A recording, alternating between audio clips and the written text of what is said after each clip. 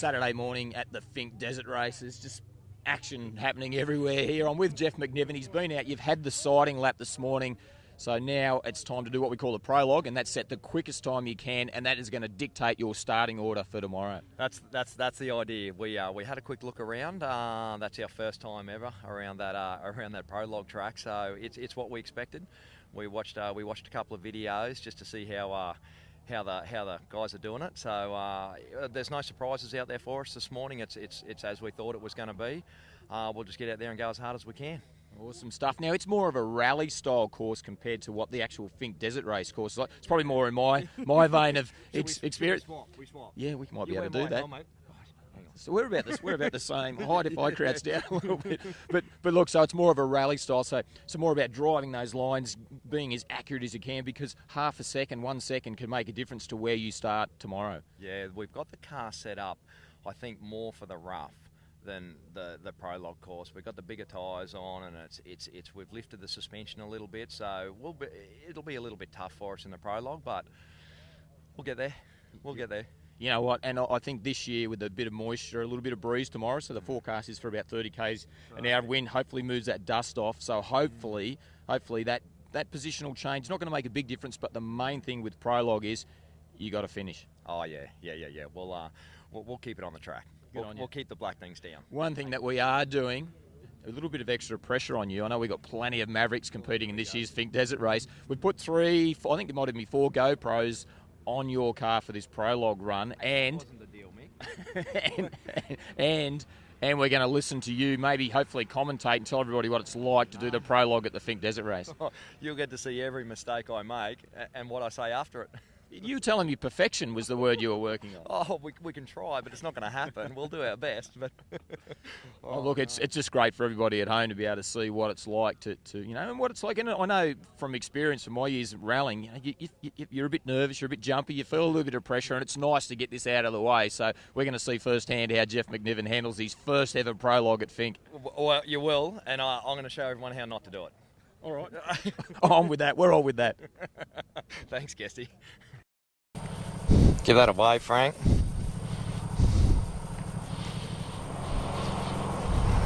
Frank, don't be afraid to tell me to get into it. You know, you're always telling me to slow down. I don't think I've ever heard you say go, go, go. You know what I mean? We're here to have fun. But, mate, seriously, we're in a good spot to win this race.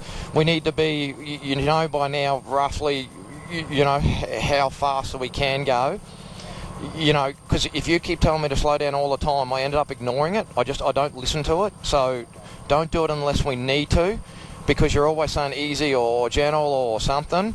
Let's not do that. You know, like, only do it when we need to do it, and let's call it up when we need to call up. We're not sure that we're in the right car. We jumped into the wrong car. Does it matter? I don't know. No, I'm kidding. It's all right. Okay. Okay, he started calling an official over then, so we backed out of that one. Oh, here comes the official. No, we're right, we're all good. 1 and 2 and 3 and 4. Got that one pretty good there, Frank.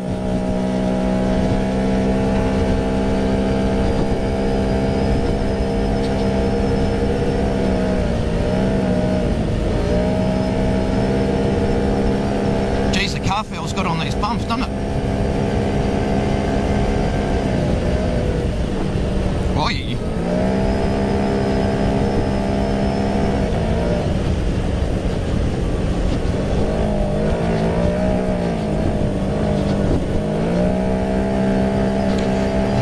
Come off the throttle a little bit too much then, hey? Jesus, I'm getting a lot of feedback from the wheel, hey?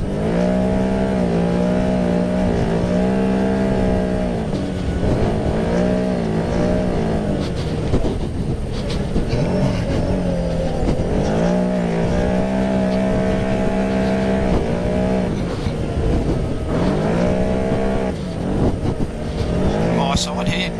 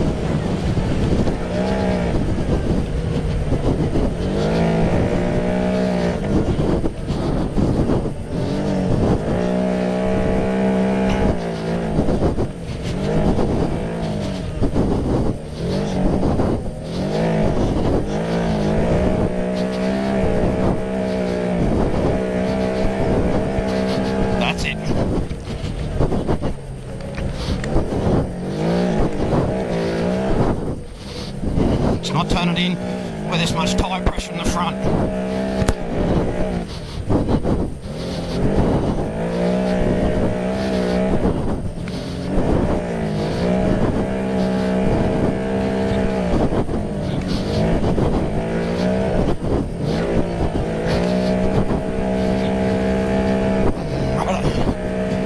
Oh my gosh, this tyre pressure's way too hard.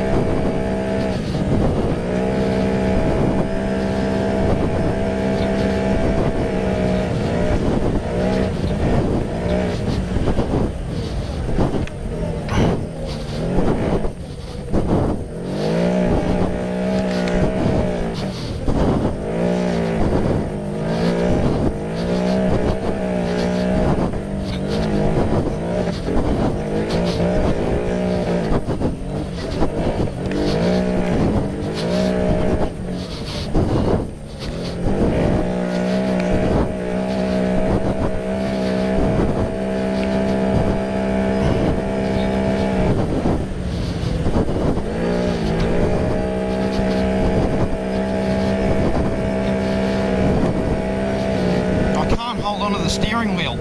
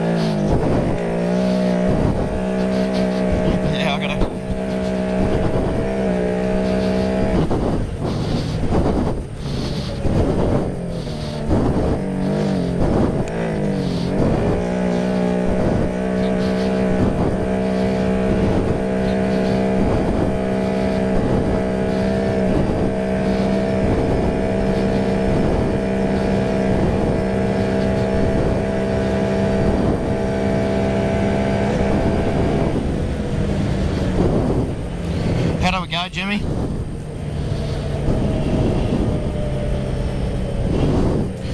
Yeah, mate, seriously, it was a massive error to put the front tyre pressures that hard. I couldn't get the thing turned in and it kept nearly ripping the wheel out of my hand. Holy shit, my hands.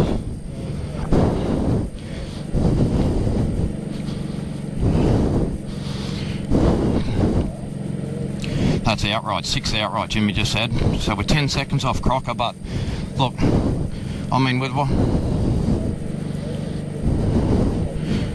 Now, no, I just couldn't turn it in. Anyway, thanks, Tank. I'll leave this thing in 2. I think too, like it was just so stiff because the shocks, everything was so cold, and we weren't hitting them hard enough, and with that extra tyre pressure, yeah.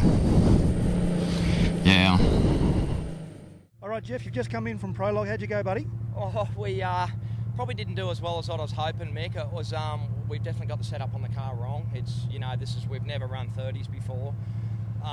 We ran so much tyre pressure minimum. I couldn't get the car turned in, and it was nearly ripping the wheel out of my hands. But it was okay. We pressed on as hard as we could, but I just overshot a lot of the corners, and and the suspension. We set the thing up. With the extra tyre pressure, and I felt so hard on the car, but once we get in the race tomorrow, we get the tyre pressures right, and it's a long way to go. So and the shocks will heat up and everything will start working properly, and that was a little bit disappointing for myself, but I think we've actually put in a fairly solid time. Well, it's pretty fierce and fast, the action here at the Finke Desert Race at the moment. I've got Jimmy here from JSW. He's spinning spanners for young Jeffrey McNiven. And I know Jeff was a shade disappointed in his run because he's so damn competitive. But I've got to tell you, I think he's sitting pretty. How are the other guys looking from the Can-Am team? Look, it's really surprising. We were pretty disappointed what we thought the results of the vehicle. We made some tyre pressure changes and we went in the wrong direction. So we were pretty devastated with the results until we looked at the times. And like the top Can-Ams, if you take Toby out of the equation, he did a blinding run. He's about 9 seconds in front, but Lovett and Shivers and even one of the factory Polarises were all within about a second and a half of each other. So considering the bad setup change that we made as a decision, we're pretty happy with the overall results, and the cars are all very, very close together. Yeah, and look, Can-Am's looking pretty solid there again. Of course, trying to back up from that fantastic win that Toby Waitley had last year.